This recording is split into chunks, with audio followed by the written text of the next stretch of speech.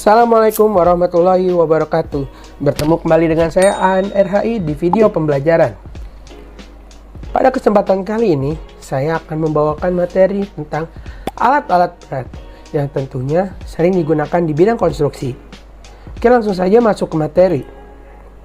Alat-alat berat yang sering digunakan di dalam ilmu teknik sipil merupakan alat yang digunakan untuk membantu manusia dalam melakukan pekerjaan pembangunan suatu struktur bangunan.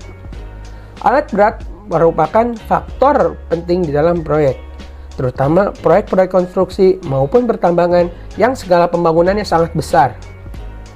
Tujuan dari penggunaan alat-alat berat tersebut adalah untuk memudahkan manusia mengerjakan pekerjaannya, sehingga hasil yang diharapkan tercapai dengan lebih cepat dan tentunya lebih mudah. Alat berat yang umum dipakai di dalam proyek konstruksi antara lain yang pertama adalah dozer. Dozer atau bulldozer dapat dibedakan menjadi dua. Ini menggunakan roda kelabang atau crawler tractor dozer dan bulldozer yang menggunakan roda karet atau wheel tractor dozer.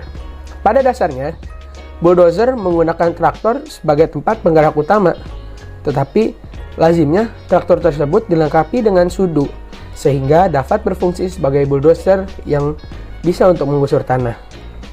Selanjutnya, bulldozer digunakan sebagai alat pendorong tanah lurus ke depan maupun ke samping, tergantung pada sumbu kendaraannya. Untuk pekerjaan di rawa, digunakan jenis bulldozer khusus yang disebut swing bulldozer. Oke, kita masuk alat yang kedua, yaitu alat gali. Alat gali atau ekskavator. Alat kedua ini biasa disebut juga dengan sebutan backhoe, front shovel, atau clamshell. Alat ini digunakan untuk menggali tanah dan bebatuan. Alat ini juga bisa membantu penggunaan alat tiga yang nanti akan saya jelaskan, yaitu alat pengangkut.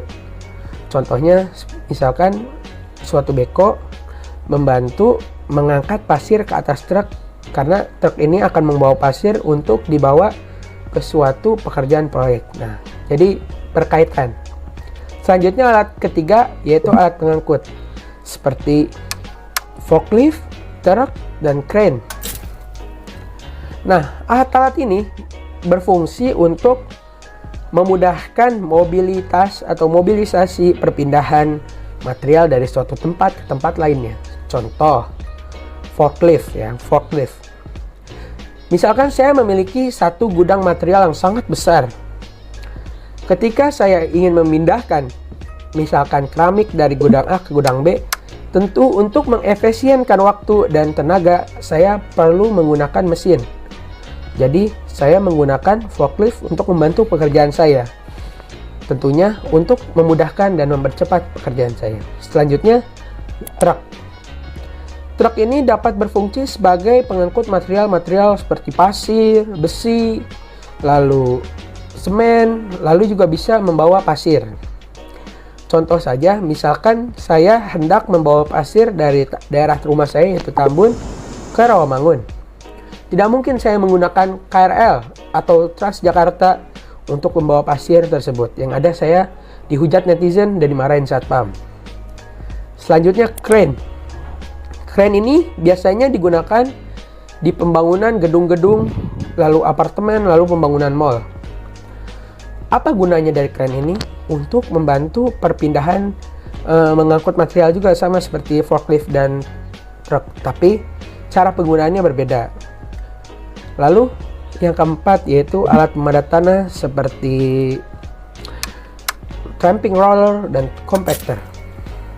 Jika pada suatu lahan dilakukan penimbunan, maka pada lahan tersebut perlu dilakukan pemadatan.